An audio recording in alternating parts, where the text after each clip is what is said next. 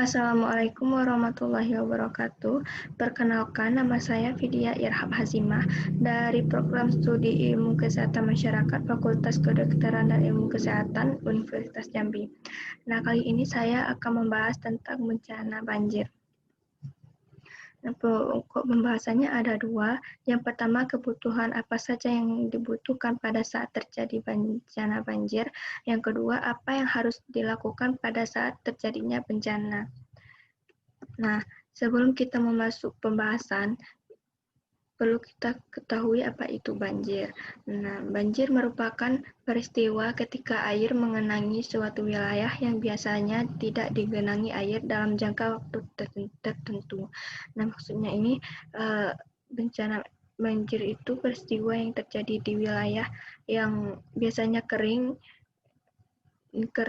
dan tidak pernah banjir, tiba-tiba tergenang air atau banjir. Nah, penyebab banjir ada dua, yaitu faktor alam dan campur tangan manusia. Nah, faktor alam ada jumlah dan lamanya curah hujan, penurunan muka tanah, pembendungan aliran sungai akibat longsor, sedimentasi, dan aliran lahan dingin. Yang kedua ada campur tangan manusia. Nah, ada pemukiman di bantaran sungai, pengundulan hutan di daerah hulu sungai.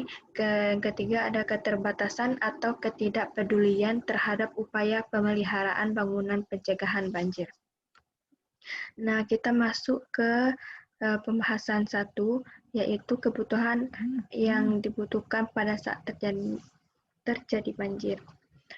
Yang pertama itu ada kotak P3K.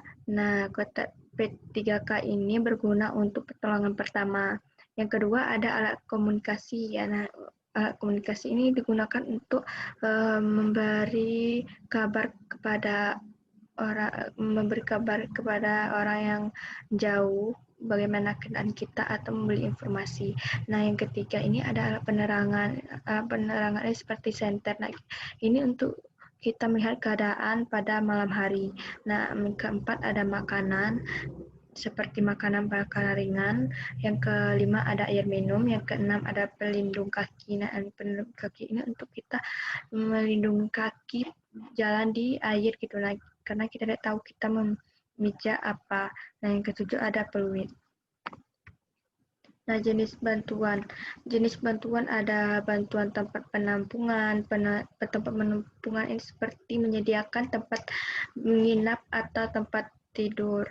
Nah, yang kedua ada bantuan pangan seperti makanan pokok, makanan ringan.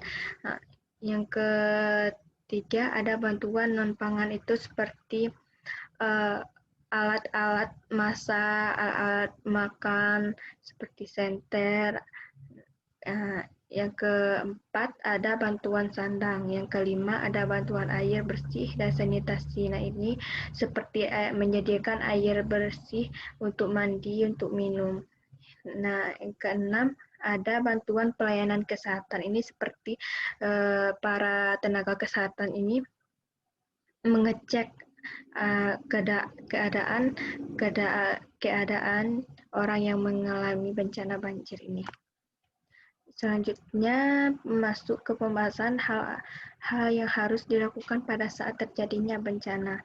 Yang pertama itu segera evakuasi ke tempat yang lebih tinggi. Nah, maksudnya itu ketika terjadinya banjir, kita harus segera mengungsi ke tempat yang lebih tinggi. Nah, yang kedua ada waspada terhadap saluran air. Nah, seperti sungai atau laut atau danau. Kita harus menghindari tempat-tempat tersebut, tempat-tempat sumber-sumber bisa terjadinya bencana banjir. Yang ketiga ada matikan jaringan listrik. Nah, ini untuk supaya tidak terjadinya konslet. Yang keempat ada jangan mengemudi mobil pada saat bencana terjadi. Nah, karena itu sangat membahayakan keselamatan kita. Apalagi memaksa untuk mengemudi di saat banjir. Nah, kelima ada carilah pijakan yang tidak bergerak. Ini maksudnya itu kita cari pijakan yang tidak bergerak itu seperti saat kita jalan di air, kita harus memastikan pijakan kita itu aman supaya kita tidak jatuh. Nah, sekian dari pembahasan saya. Semoga informasi yang saya sampaikan atau materi yang saya sampaikan bermanfaat untuk teman-teman semua. Teman-teman bisa juga share ke internet untuk menambah wawasannya lebih dalam lagi. Sekian dari saya. Terima kasih. Assalamualaikum warahmatullahi wabarakatuh.